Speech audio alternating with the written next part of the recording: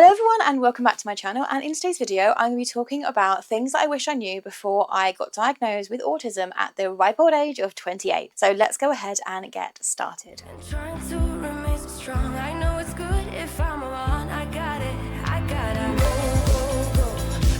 If you're new to my channel, my name is Deanna and I was late diagnosed autistic at the age of 28, and I've learned a lot since then, but these are some of the things that I wish I knew before seeking the diagnosis and before going ahead and trying to get the diagnosis. So the first thing I want to say is I want to briefly share some of the highs and lows of me getting my diagnosis. So the high was that I got the diagnosis and I was diagnosed with the condition. However, I had to wait nearly 5 years or nearly 4 years, whatever it was, for the assessment because I went through the regular NHS pathway, and the right to choose didn't come into effect until I was like halfway through waiting. So I chose to just stay on the path because I couldn't do both, I don't think. I think that was what I was told anyway. And it did take me a long time. However, the assessment was done really, really well, and I had 2 assessors, and I do talk more about it in a long form video, which I'll leave on one of the cards.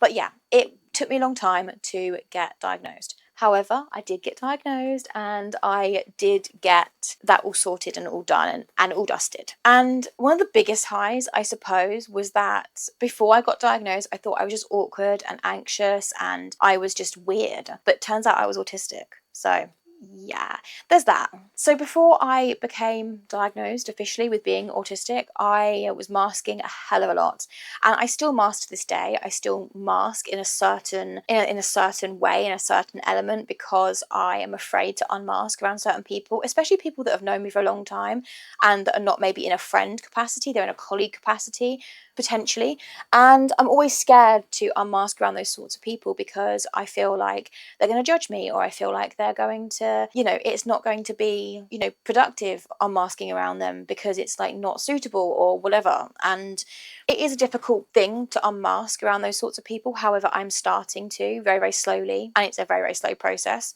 However, some of my friends, it's easier to unmask around them because I'm in a friend capacity with them, and with family, it's difficult, but I'm able to do it, and it's something that I take each and every day. It takes so much energy to mask, and it takes so much power out of me. And they talk about spoons, and they talk about, like, as in there was a spoon theory, right? You got so many spoons when you start the day, and on some days you have like one spoon, and it takes one spoon to literally just get out of bed and go to the toilet. And that has been me on some days in my burnout days. And then some days I start with like 15 spoons and I've got loads of energy and I can do like a whole day of filming, which is kind of like today. I filmed like 4 videos today. So I've got more spoons today than I did yesterday. However, it's not always the case, and it's not always like that. And I don't know, it's difficult learning that, like, I get tired out more easy because socializing tires me out. Like, not even the act of going out and doing something that tires me out physically, but mentally draining just being with somebody else. And it's something that I'm getting better and better at, but it's still not there, if that makes sense.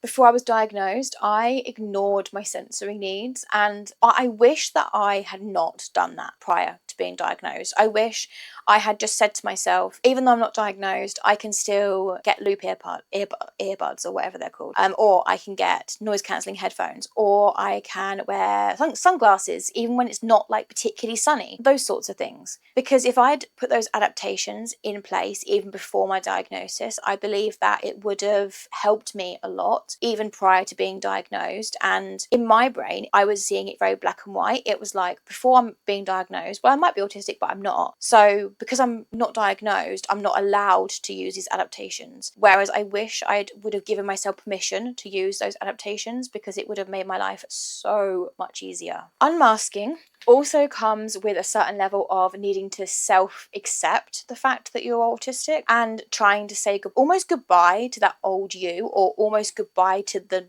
way that you did know yourself. And it's difficult. It really is difficult to say goodbye to that sort of stuff, because you really just do want to, you want to be able to just carry on with life, especially when you're late diagnosed, because you think you know yourself. Like for me, I thought I know myself for 28 years of my life, and it turns out what I knew of myself was not myself, and it's difficult. But take it from me, you're able to unlearn and relearn slowly but surely. It is difficult, but I wish I would have, as I said, given myself those adaptations for like, and almost treating myself like I was autistic until I received the yes or the no. And if I received the no, then it was like, well, what else is wrong then? Because I'm obviously struggling, and I would have asked that question. So yeah, I wish I'd given myself permission to give myself adaptations, because I didn't give myself permission for that, and it was difficult. And I think this leads on to saying you are not too old, and you're never too old to learn who you truly are. So some people don't get diagnosed until they're in their 40s or their 50s, and you're never too old to learn who you truly are. And if you're not diagnosed until your 40s or your 50s, you can still learn that you are a completely different person to what you thought you were. And that was kind of the case for me, but on, I suppose, a smaller scale than 40s or 50s, because I went 28 years thinking I was this person, but I was really a masking female autistic, and I didn't get diagnosed until I was 28, which I've said in this video.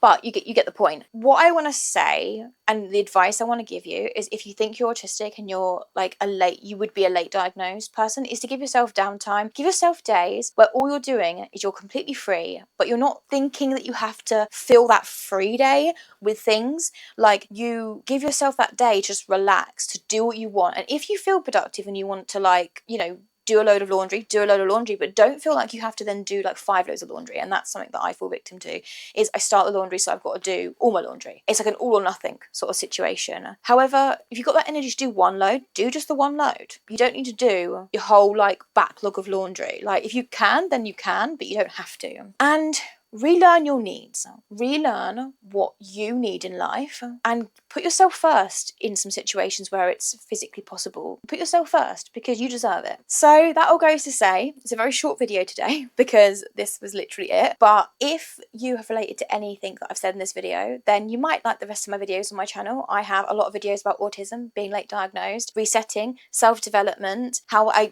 budget and finance as an autistic. And if you have enjoyed this video, then please don't forget to like, comment and subscribe. And please don't forget that I believe in you, even if nobody else does. And I shall see you in my next one. Bye. Just like you're young again, no, don't you cry. Just get back up again.